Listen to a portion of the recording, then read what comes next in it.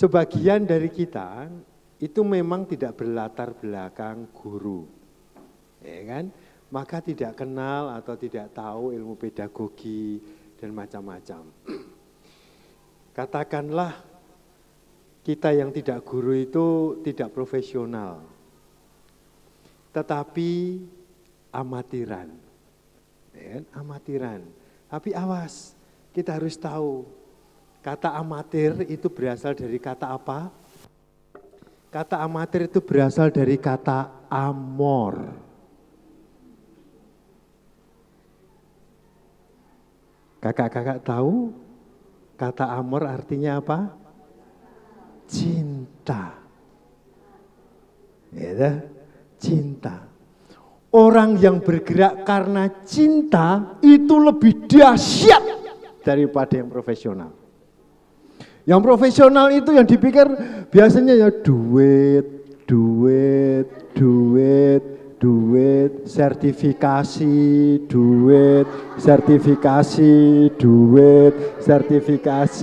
duit. Gitu. Ya. Pokoknya ngelihat duit matanya hijau, lihat pekerjaan langsung katarak.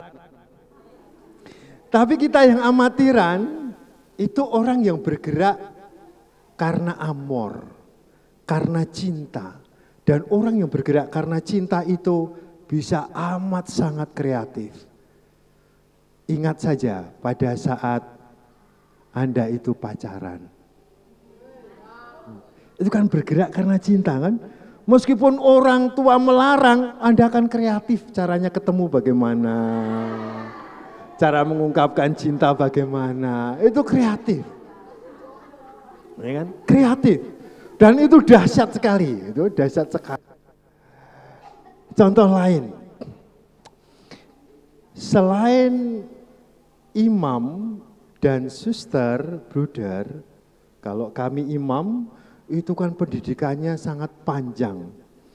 Studi filsafat, teologi, kemudian pelajaran pastoral, psikologi, dan macam-macam. Suster juga demikian. Postulan, novisiat, lalu nanti ada pendidikan, apalagi bruder juga demikian. Tetapi adakah sekolah menjadi bapak atau sekolah menjadi ibu? Tidak ada. Paling-paling hanya kursus berapa hari, berapa kali pada saat mau sesudah kanonik atau sebelum kanonik kalau mau menikah itu, lalu ada kursus, biasanya kursus persiapan perkawinan itu kan hanya berapa kali, gitu kan. Nah ini, tetapi bayangkan, Anda yang tidak sekolah menjadi bapak, Anda yang tidak sekolah menjadi ibu, tetapi bergerak karena cinta, Anda bisa melahirkan anak-anak, bisa mendidik mereka, menemani mereka sampai dewasa, bahkan lebih hebat dari Anda. Mantap kan? Itu karena apa? Bergerak karena cinta. Tidak profesional, tetapi orang yang bergerak karena cinta itu sangat kreatif dan akan memberikan hatinya sepenuhnya. Ini, dia tidak mikir macam-macam. Yang dipikirkan adalah si anak ini. Dia tidak pikirkan sampiran-sampirannya, tapi si anak ini bagaimana bisa bertumbuh berkembang. Maka jangan cemas. Kalau kita itu hanya amatiran. Kalau kita itu tidak berlatar belakang guru. Sebagian besar pendamping sekami itu bukan berlatar belakang guru. Ketika saya keliling ke keuskupan, ke paroki-paroki, sebagian besar. Memang ada cukup banyak yang berlatar belakang guru. Tetapi itu pun masih sebetulnya sangat sedikit dibandingkan yang tidak. Yang muda, yang sudah senior, bahkan yang masih remaja jadi pendamping, bergerak karena cinta. Ini ya, maka jangan cemas. Yang lain-lain bisa ditambahkan melalui apa? Melalui ini. Ini kan pelatihan-pelatihan sederhana, 3 hari, 4 hari, 2 hari, nanti refresh lagi, dibaharui lagi, pertemuan setelah 6 bulan atau setelah 3 bulan kita berjumpa lagi untuk saling berbagi. Gitu. Nah, yang berlatar belakang guru bisa membantu bagi teman-teman mereka yang tidak punya latar belakang pedagogi, ya kan? Bukan berarti yang profesional itu tidak baik, tidak. Dan juga sebaliknya tidak, tetapi saling mendukung, saling bergerak bersama. Ingat bahwa di dalam sekami tidak ada guru. Di antara kita tak ada guru, di antara kita tak ada pemimpin, hanya Kristus Sang Guru, hanya Kristus pemimpin. Kita semuanya adalah saudara. Ini perlu diingat, ya. Surat Rasul Santo Paulus berisi mengenai itu. Maka dalam sekami juga demikian, semua adalah saudara. Tidak ada guru, tidak ada murid. Semua adalah saudara, anak-anak Allah. Ya kan? Kita saling menemani, berjalan bersama sebagai sahabat. Maka betul tadi dikatakan tidak ada hukuman dalam sekami. Kalau ada hukuman itu, aduh sayang. Di sekolah sudah dihukum, di rumah sudah dihukum, masa di gereja masih dihukum lagi? Ya kan? Jangan ada hukuman. Ya, ada hukuman. Kalau terpaksa ada hukuman, maka ada dua hal setidaknya harus dipegang. Satu, kalau ada hukuman, pendamping harus ikut dihukum meskipun dia tidak salah. Ya, kalau ada hukuman, pendamping, animator harus ikut dihukum meskipun dia tidak salah. Mengapa demikian? Karena seperti kemarin saya katakan, tugas kita itu sederhana tetapi utama, yaitu membawa Yesus kepada anak, membawa anak kepada Yesus. Membawa anak pada pengalaman akan Yesus, dan Yesus tidak menghukum. Kita mau membawa Yesus Allah yang Maha Rahim. Yesus yang tidak berdosa itu menanggung salib. Maka kita juga demikian. Jadi yang mau kita bawakan itu pengalaman akan Allah kepada anak-anak. Pengalaman akan Yesus Kristus kepada anak-anak. Bukan pertama-tama pada pikirannya, tetapi pada pengalaman itu. Pengalaman dicintai, pengalaman dikasih. Itu yang pertama.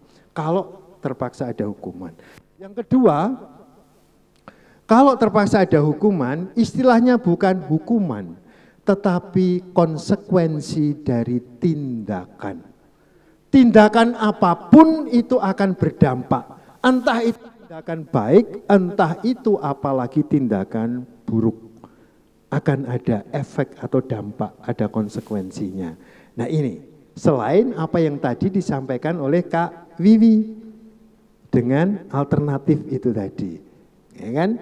Maka kita mengatakan itu bukan hukuman tetapi konsekuensi dari tindakan. Supaya apa? Kita melatih anak untuk bertanggung jawab sejak dini, sejak awal.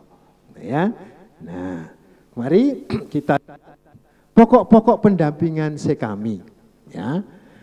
Yang harus diperhatikan di dalam sekami, satu, subjek atau pelaku. Subjek atau pelaku itu adalah anak remaja, animator, pendamping. Ya. Ini subjek, anak bukan objek, maka harus dimarahi, maka harus dihukum. Nah, itu kan posisikan anak sebagai objek. Tidak, anak itu subjek. Kalau dia subjek, dia otonom. Kalau dia otonom, dia punya hak untuk bersuara, punya hak untuk berpendapat, punya hak untuk didengarkan.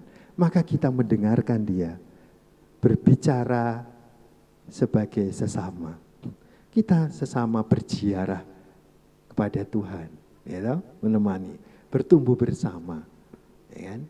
Bahkan kita pun bisa belajar dari anak-anak. Maka mari kita menghayati diri, gitu, anak-anak itu sebagai subjek, bukan sebagai objek. Maka kita dengarkan mereka, ya kan, beri kesempatan untuk berperan, beri kesempatan untuk berbicara, gitu kan, bahkan untuk membuat keputusan kebijakan bersama. Gitu. Yang kedua, subjeknya adalah animator atau pendamping, maka harus kerja tim, tidak kerja sendiri. Di dalam satu paroki biasanya ada pendamping yang senior, ada pendamping yang junior. Yang senior tidak perlu merasa lebih pintar. Yang junior juga tidak perlu merasa inferior atau merasa aku belum bisa apa-apa gitu kan. Semua berperan. Yang senior itu akan menjaga ritme. Ya, yang menjaga ritme, menjaga keberlangsungan pelayanan pendampingan ini. Karena yang senior biasanya tidak akan pergi-pergi.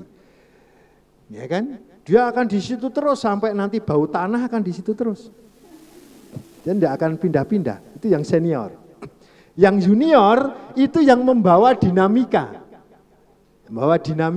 Membawa hidup. Karena yang junior itu nanti akan segera pindah dia. Entah karena sekolah, kuliah, entah karena kerja di tempat lain, gitu kan. Tapi selama berada di paroki dia akan membantu kita. Ini yang akan memberikan dinamika. Ya kan? Maka untuk yang senior itu mati raganya, puasanya gampang sebetulnya.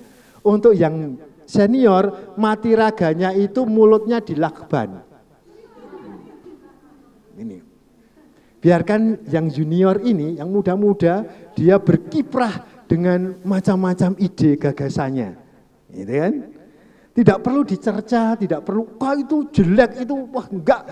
Dulu saya itu enggak gini, bagus itu. Jangan. Sebagus apapun yang senior, mulutnya harus dilakban. Biarkan dia bertumbuh. Itu. Ya. Itu. Kalau mau ada teguran atau apa, nanti. Pada saat persiapan, pada saat berdua, nah itu baru terjadi percakapan rohani di situ, ya. Yang junior silakan berkiprah. Kalau mau paroki Anda berkembang dengan bagus dan berdinamik, gitu kan? Nah ini, yang junior juga tidak perlu merasa wah arogan dan akan ini, enggak. Karena apa? Karena kalian tidak akan bertahan terus di situ. Kalian pada saatnya akan pergi kuliah, akan pergi bekerja ke lain tempat. Kalian akan ikut suami atau nanti akan ikut istri tempat lain misalnya. Ya kan? Yang senior yang akan menjaga di situ, menjaga regularitas, menjaga konsistensi terjadi di situ. Maka harus saling bekerja sama. Kerja tim. Yang kedua, suasana pendampingan. Ingat teman-teman, kita itu pewarta kabar gembira. Maka suasana pendampingan itu harus ciptakan kebersamaan, kegembiraan. Ya. Sukacita. Jauhkan dari suasana ketakutan, jauhkan dari suasana kegelisahan. Bangun suasana kebersamaan, bangun suasana kegembiraan, bangun suasana sukacita. Gitu. Ya. Ketiga, isi atau materi pendampingan. Awas, kita itu gereja Katolik. Gereja Katolik itu amat sangat kaya. Karena apa? Karena akar-akar iman, sumber-sumber iman, pedoman-pedoman imannya tidak hanya terbatas pada kitab suci. Setidak-tidaknya kemarin saya katakan ada berapa? 3. Kitab suci, tradisi, magisterium. Ini, ya kan? Maka kalau kitab suci sebagai selingan ajaran gereja, sebagai selingan itu tradisi. Masih ada lagi apa? Kisah Santo Santa. Atau ajaran-ajaran gereja lokal, keputusan-keputusan gereja lokal, keputusan-keputusan sinode keuskupan, itu pun bisa menjadi bahan pendampingan sekami. Ya. Kisah Santo Santa sangat heroik sekali ini.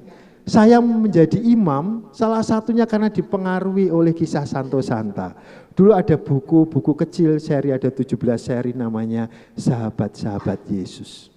Dan saya sangat suka mendengarkan atau membaca itu, khususnya kisah-kisah martir. Itu yang kemudian menggugah saya untuk menjadi imam. Dan banyak teman-teman yang lain karena apa? Terinspirasi dari kisah-kisah orang kudus itu. Ya.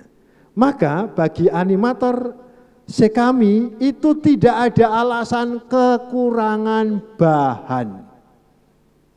Mereka yang merasa kekurangan bahan itu hanya tidak mau berpikir, hanya malas saja. Karena apa? Bahan melimpah. Dari kitab suci itu, dari kitab Kejadian pada awal mula sampai Amin, Wahyu.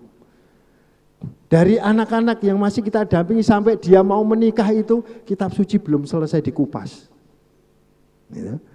Masih ada ajaran gereja mengenai Maria, mengenai orang mati, mengenai hidup kekal, mengenai sakramen-sakramen, mengenai moral, mengenai devosi-devosi, begitu banyak sekali. Maka kita itu tidak akan pernah kekurangan isi materi pendampingan. Ya. Santo Santa. Masih lagi ditambah itu ada ajaran-ajaran, keputusan-keputusan kebijakan gereja lokal, gereja keuskupan. Ini. Yang berikut adalah metode atau cara pendampingan. Kemarin kita sudah bergumul bersama, ya kan? Ada macam-macam metode atau cara pendampingan, lagu, gerak, games, cerita, tepuk, drama, pakai alat peraga, macam-macam. Semua permainan sekuler bisa dipakai. Tapi awas, kita bukan sekolah, kita bukan pramuka, kita bukan sekolah TK, kita adalah pendampingan sekami. Maka kalau kita mau memakai permainan-permainan sekular, permainan-permainan itu harus dibaptis terlebih dahulu. Ya, harus dibaptis terlebih dahulu. Ya. Kemarin sudah diberikan contoh oleh Pak Anton, gitu kan? Misalnya permainan apa? Gajah semut. Ya kan? Dibaptis menjadi Daud Goliat. Nah, jadi cara membaptisnya apa? Cara membaptisnya tokoh-tokoh yang ada di permainan itu diambilkan dari tokoh-tokoh kitab suci atau tokoh-tokoh gereja. Ini, ya. Misalnya permainan panjang-panjangan, gitu kan? Pernah kenal kan? Nah, permainan panjang-panjangan ini diubah menjadi permainan persembahan janda miskin. Itu. Jadi semua permainan silakan bisa dipakai, tetapi harus dibaptis terlebih dahulu. Kan? Ada lagu, ada gerak, games, cerita, tepuk, drama dan segala macam. Arah tujuan pendampingan, ya. Kemarin sudah disampaikan juga bahwa arah pendampingan sekami, tujuan pendampingan sekami adalah mengantar anak-anak untuk hidup dalam Kristus. Pendampingan iman sekami, pendampingan iman anak dan remaja itu pertama-tama dan terutama adalah mengantar anak pada pengalaman akan Allah. Bukan pertama-tama pengajarannya, bukan. Tapi mengalami Allah. Mengalami sebagai komunio itu. Yang lain kemudian ditambahkan dengan pengetahuan, ajaran iman, gitu ya. Tapi mengalami ini. Karena kalau sudah mengalami, dia itu akan kokoh. Ya. Kalau dia sudah mengalami dicintai oleh Tuhan, Maka dia mau digeser apapun, mau digoda apapun itu akan kuat. Karena apa? Punya pengalaman mistik, pengalaman dasar itu. Yang lain-lain ditambahkan untuk mengokohkan dengan ajaran-ajaran iman itu. Orang kerap kali terbalik-balik. Gitu ya. Diajar ini, diajar itu, hafal doa ini, hafal doa itu. Hafal ajaran ini, hafal ajaran itu, hafal cara berdoa, hafal cara ini. Tetapi kalau tidak punya pengalaman personal dengan Yesus, tidak punya pengalaman personal dengan Allah, maka kalau nanti, seperti kemarin saya katakan, pada saat ketemu jodohnya atau pacarnya, nikahnya tidak di gereja tapi di KUD. Karena apa? Tidak punya pengalaman personal dengan Yesus. Tidak punya pengalaman personal dengan Allah. Nah ini, pengalaman ini. Maka hidup dalam Kristus itu, kita mau mengantar ke sana. Nah diwujudkan dengan apa? Menjadi Katolik yang militan dan misioner. Militan itu apa artinya? Cerdas, tangguh. Misioner itu gembira dan siap mewartakan. Itu. Nah di Sekami lalu itu dijalankan dengan apa? 2D, 2K. Dengan doa, derma, kurban, dan kesaksian. Penataan atau formasinya. Nah ini, jangkauan Sekami itu anak-anak usia sebetulnya 0 sampai 14 tahun. Bahkan kalau menurut undang-undang itu bisa sampai 18 tahun. Karena yang disebut anak-anak adalah orang yang berusia di bawah 18 tahun. Maka itu menjadi jangkauan Sekami. Tetapi karena alasan teknis, lalu kita akan menyesuaikan usia 0 sampai 3 tahun misalnya, mungkin masih berada di dalam lingkup keluarga. Baru nanti usia 4, 5 tahun gitu ikut bergabung. Tetapi ada juga paroki-paroki yang sudah berani atau memberanikan anak-anak yang usia 3 tahun, 2 tahun bahkan ikut Sekami. Silakan. Seperti di Keuskupan Bandung, tempatnya Kak Wiwi, itu usia 3 tahun mereka sudah ikut Sekami ini. Nah, silakan. Mungkin di Keuskupan Larantuka juga ada sebagian yang seperti itu. Silakan. Ya. Usia 12 atau 13, 14 tahun. Hanya di sini ada irisan, teman-teman. Irisannya apa? Di dalam pedoman orang muda Katolik, Komisi Kepemudaan mengeluarkan satu pedoman yang menyatakan bahwa yang disebut muda Katolik adalah mereka yang sudah dibaptis Katolik dan berusia 13 sampai 35 tahun dan belum menikah. Berarti di situ ada irisan usia 13 dan 14 tahun. Atau 13 sampai 18 tahun. Ya. Itu. Irisannya di situ. Usia 13 14 tahun. Silahkan saja, tidak perlu rebutan ya, atau terjadi bahkan pertumpahan darah dengan Komisi Kepemudaan gitu. Antara Sekami dan Komisi Kepemudaan silahkan bersinergi mana. Yang penting, yang pasti ada yang memastikan anak-anak remaja usia 13-14 tahun dan seterusnya terdampingi. Entah dia mau ikut Sekami, entah dia mau ikut OMK. Silahkan saja. Ya. Kalau belum ikut OMK, kita Sekami bertanggung jawab untuk itu.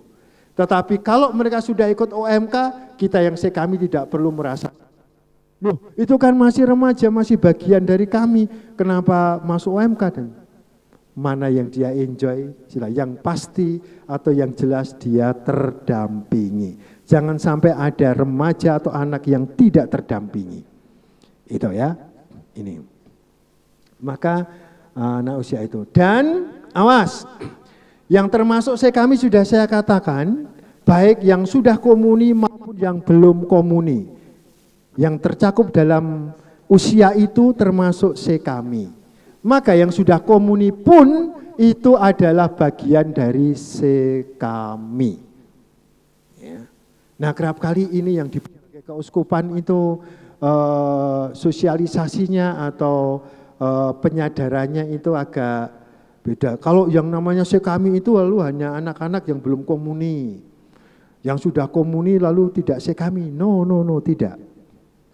Yang sudah komuni itu juga kami. Ya, sebelum dia masuk OMK. Gitu ya. Nah, ini tergantung kebijakan, keputusan pastoral keuskupan.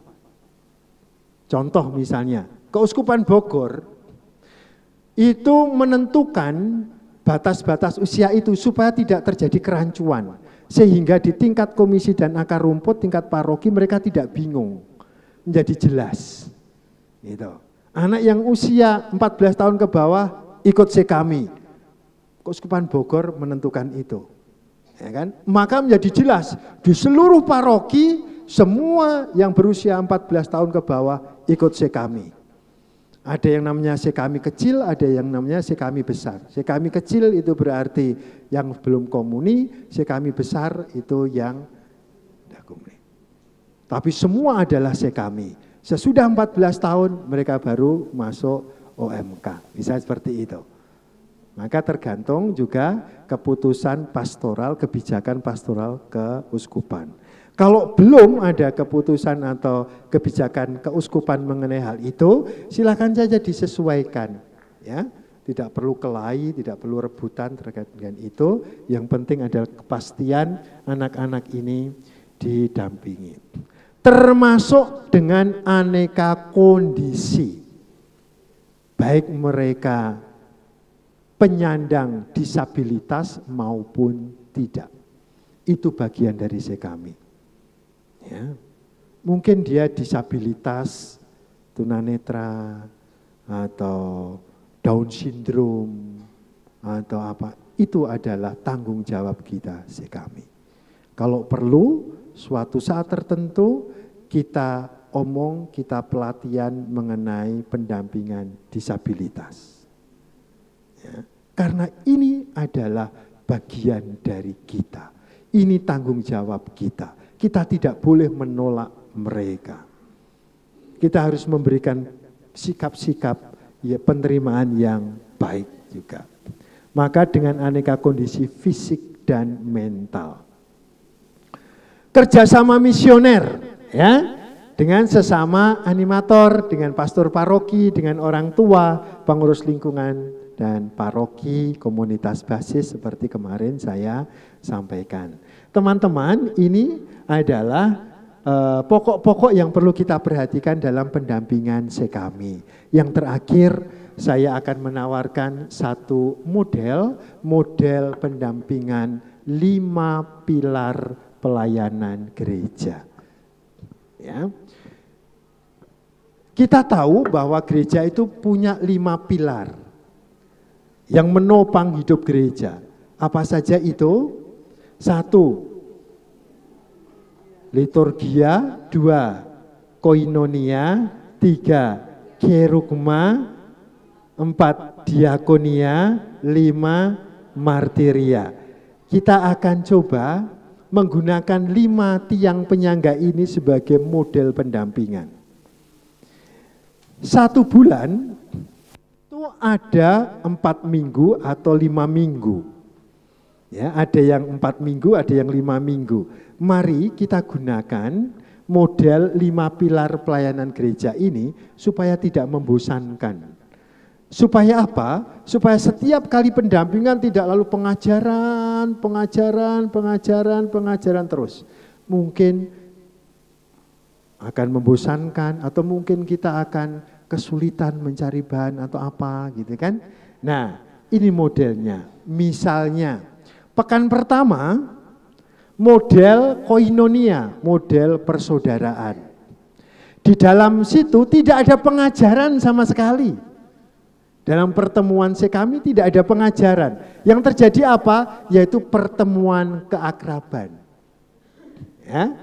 Rekreatif, permainan, olahraga, atau dinamika kelompok. Jadi ketemu, anak-anak kami ketemu, kita tidak ada pengajaran katekese, tetapi lebih kepada pengetahuan. Entah olahraga bersama, entah membuat acara tarian adat bersama, atau sekedar makan-makan bersama, atau mengakrabkan.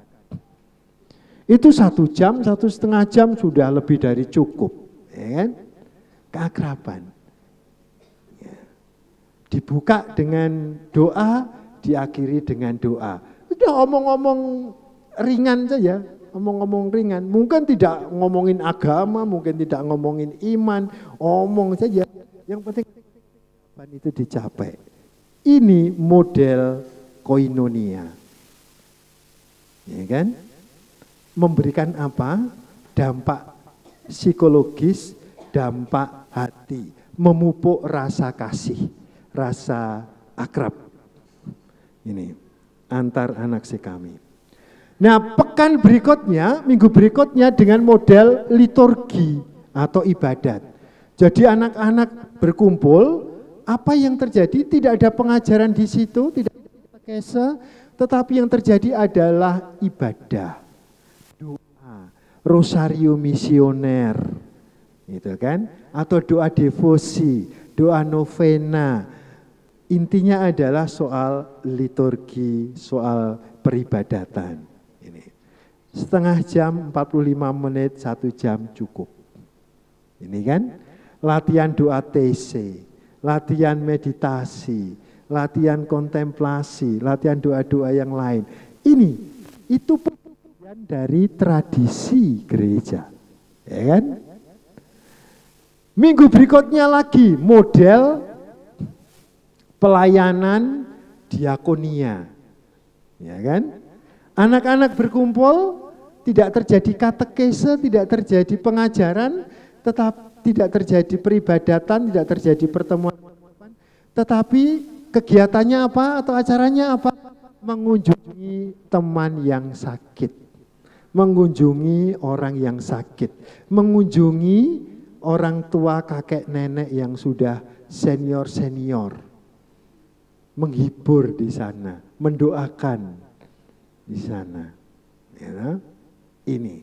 Atau kunjungan bebersih di panti Breda kalau ada, ya, atau kerja bakti gereja, misalnya, atau kerja bakti di pasar, misalnya.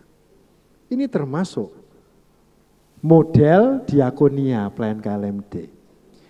Pekan berikutnya, minggu berikutnya baru kemudian model kerugma atau pewartaan. Nah, ini model yang amat akrab dengan kita. Model yang setiap pekan kita lakukan. Model pewartaan, model katekes. Gitu kan, pengajaran. Terus gitu. Ini yang sudah kita lakukan. Ada pengajaran iman, pembelajaran sakramen-sakramen, pembelajaran ajaran sosial gereja, pembelajaran ajaran moral gereja, pengajaran mengenai kisah Santo Santa, dan sebagainya. Nah, kemudian kalau ada minggu kelima, misalnya pekan kelima, bisa kita memakai model pilar martiria atau kesaksian. Nah, pada model ini apa yang dilakukan? Yang dilakukan ada bagaimana kita mempersiapkan mau bersaksi. Maka model membuat postingan rohani, menyiapkan konten ajaran kitab suci bersama anak dan remaja, membuat video, membuat TikTok, membuat Instagram, membuat konten-konten apa gitu kan, bersama-sama. Lalu ada yang memvideo, lalu tadi berkali-kali disampaikan ini, jangan lupa ya diposting, jangan lupa ya diupload. Nah, ini termasuk, itu bentuk-bentuk kesaksian di zaman ini, di zaman digital. Itu teman-teman,